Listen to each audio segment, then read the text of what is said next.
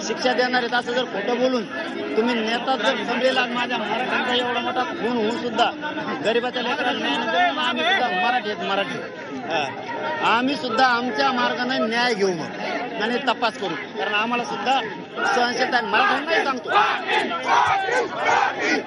गाडसेपणा आता जे लोक जर हल्ले करायला लागले, मारायला लागले, खून करायला लागले, गोळीबार करायला लागले तर प्रत्युत्तर म्हणून जसं तसं उत्तर द्यावं लागेल.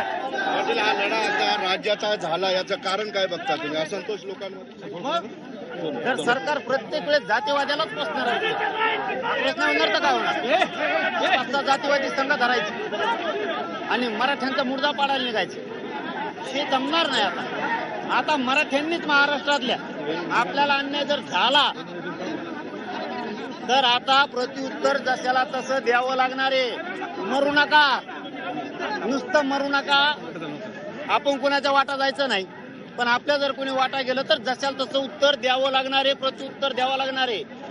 आपल्याला आपल्या ताकदीच्या आणि बळाच्या जोरावरती आता जीवन जगावं लागणार आहे, कोणाच्या आशेवर नाही. मुख्यमंत्र्यांकडे शेवटची आशा आहे, आरोपी आणि आरोपीला पाठबळ देणारे सगळे मध्ये टाकलेले नाही टाकले, आपल्याला घेऊन जावं लागेल आणि गरज बी नाही कोणाची. आम्ही मराठीत न्याय घेऊन दाखवू. या पद्धतीने आक्रोश लोकांचा आला, तुम्हाला वाटतं आता दबाव पडला पाहिजे, नैतिकता स्वीकारली पाहिजे? कारण धनंजय मुंडेच्या राजीनाम्याची सगळीच मागणी करते. मुख्यमंत्र्यांनी बंदच केलं पाहिजे आता साप पाळणं.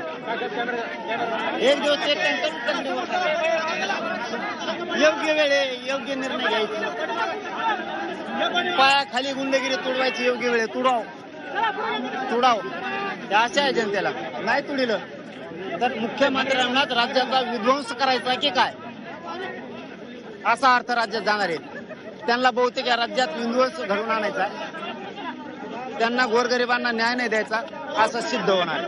100% सांगतो तुम्हाला. आणि आम्ही मराठीत लढणार आहेत आणि बघतोच आता इथून पुढे बघणार आहेत. वाटा कोणाच जाणार नाहीत, पण आमच्यावर हल्ला झाला तर आम्हाला प्रतिवार करावाच लागणार आहे. आता पाटील साहेब, तुम्ही कमरेला बांधून चालता, मला माहित आहे. उपोषणात तुम्हाला चालता येत नाही जास्त, 2-2.5 किलोमीटर जायचं. हा, ते उपोषणामुळं वेदना आहेत, मला चालायला त्रास होतो उपोषणामुळं. पण आमच्या एका लेकीनं, छोट्याशा लेकीनं आम्हाला हाक दिली की माझ्या बाबाच्या न्यायासाठी या म्हणून.